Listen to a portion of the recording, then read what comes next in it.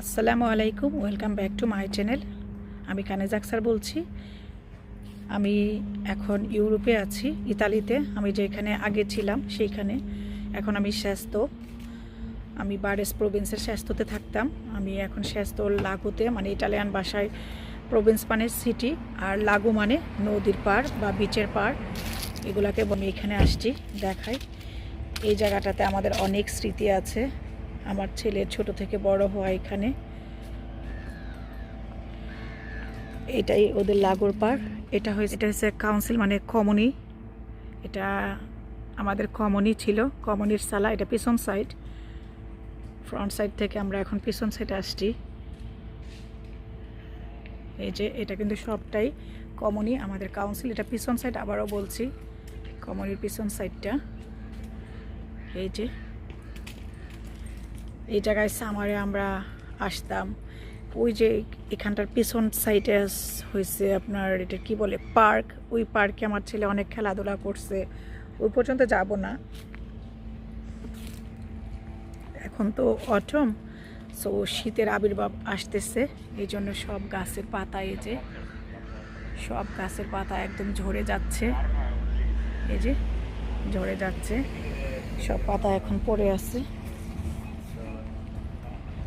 আস্তে আস্তে সব গাছ এখন টাকুপাই হয়ে যাবে, মানে খালি হয়ে যাবে। ইউরোপ এবং ইউকেতে একই টাইমে সব কিছু হয়। এই যে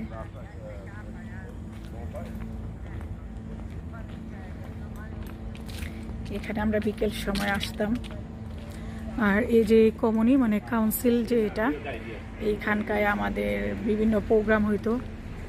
যেমন বাঙালিরা যদি কোনো প্রোগ্রাম করতো, এই কমনির এই সালাটা ভাড়া নিয়ে নিত। আর ইটালিয়ান প্রোগ্রাম তো হইতোই। যেহেতু আমি এখানে ছিলাম, সেইখানে আমি আমার স্কুল থেকে যেই ল্যাঙ্গুয়েজ ক্লাসে আমি আসতাম, সেই ক্লাসের প্রোগ্রামও এখানে হইতো, যে এখানটায় হতো। একবার আমি বাংলাদেশি ফুড রান্না করে, মানে যার যার কালচারাল, আমাদের স্কুল থেকে, মানে আমাদের ক্লাস থেকেই, যখন আমি ইটালিতে পড়াশোনা করতাম, মানে এখানে আসার পরে ল্যাঙ্গুয়েজ ক্লাসে, আমাদের ক্লাস থেকেই যতজন, মানে বিভিন্ন দেশের স্টুডেন্ট তো এখানে থাকতো, সব স্টুডেন্টকে আমাদের ক্লাস থেকেই, আমি যেই ক্লাসে পড়াশোনা করতাম ইটালিয়ান ল্যাঙ্গুয়েজ ক্লাসে, সেই ক্লাসের একটা ফেস্টিভ্যাল ছিল। এখানে বলে ফেস্টিভ্যালকে ফেস্তা। তো ওই ফেস্তাতে যার যার ট্রেডিশনাল ফুড রান্না করার জন্য, যার যার দেশের কালচার প্রেজেন্ট করার জন্য বলা হয়েছিল। তো এখানে বিভিন্ন ধরনের স্টুডেন্ট আমরা ছিলাম, বিভিন্ন দেশের। ইতালিতে মরক্কি বেশি, মানে মরক্কন বেশি। তো সব দেশের বাঙালিও আছে, সব, তো মরক্কানটা একটু বেশি।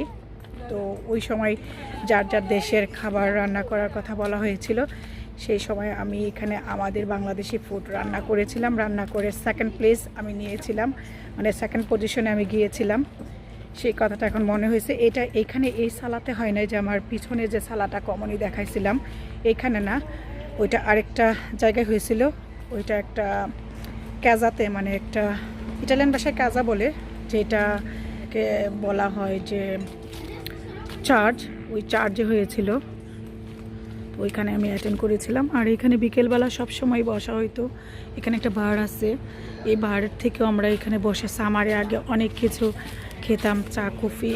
আমার পিছনে যে এখন খাচ্ছে, এরা সব ইটালিয়ান, এখন সব এখানে ইতালিয়ানই আছে। এইখানে বসে আমরা কফি খেয়েছি, সব মেমোরি এখন মনে পড়তেছে, তাই আপনাদের সাথে আমি শেয়ার করতেছি।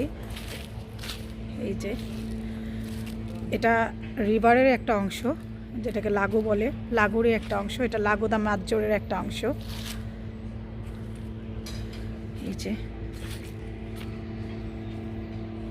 পানিটা কত স্বচ্ছ।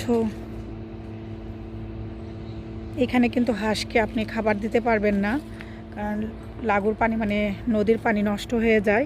সেই জন্য আপনি এখানে এদেরকে খাবার দিতে পারবেন না। ওই সাইডে অনেক হাঁস থাকতো, ওই সাইডে এখনও হাঁস আছে, আমি ওইখানে যাব না। আর ইটালিতে কি সুন্দর ওয়েদার। আর ওই যে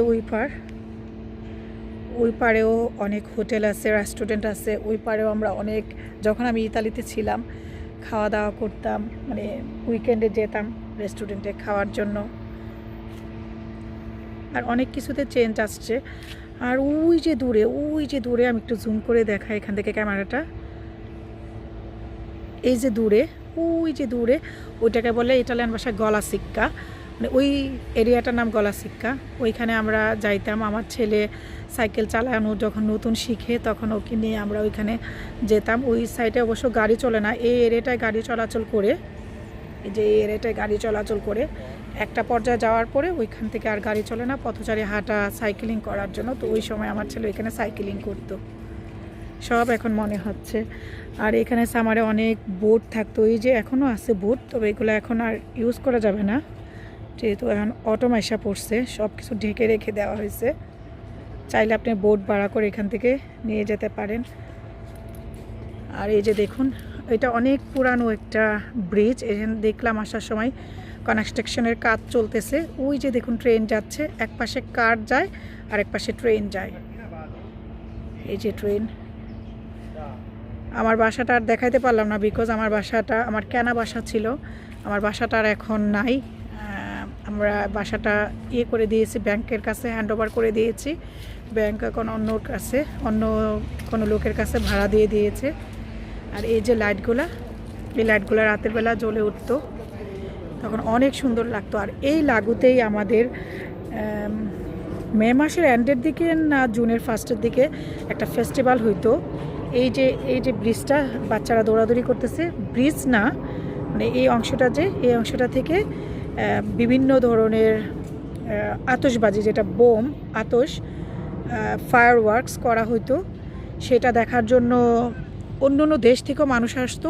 আর ইতালিরও বিভিন্ন জায়গা থেকে এখানে আসতো। সেস্তোতেই এটা বিশাল আকারে এই লাগুর মধ্যেই হইতো, যে মের এন্ডে না জুলাইয়ের ফার্স্টে যেন হয়তো, আমার এখন মনে নাই পুরোটা, যেহেতু আমি 10 বছর ইতালির বাহিরে আছি, আমার এতটা মনে নাই।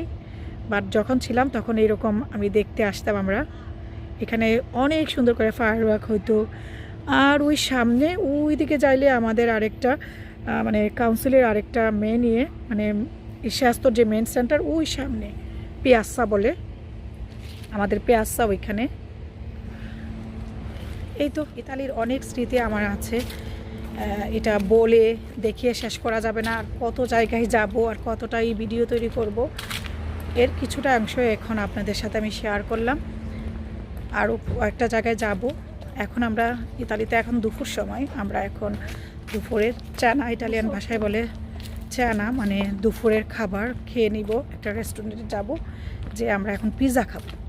ইটালিয়ান পিৎজা খাওয়ার জন্য খুব মন চাচ্ছে, আমরা এখন পিৎজা খাবো। তাহলে এখন আপাতত ক্যামেরাটা অফ করছি।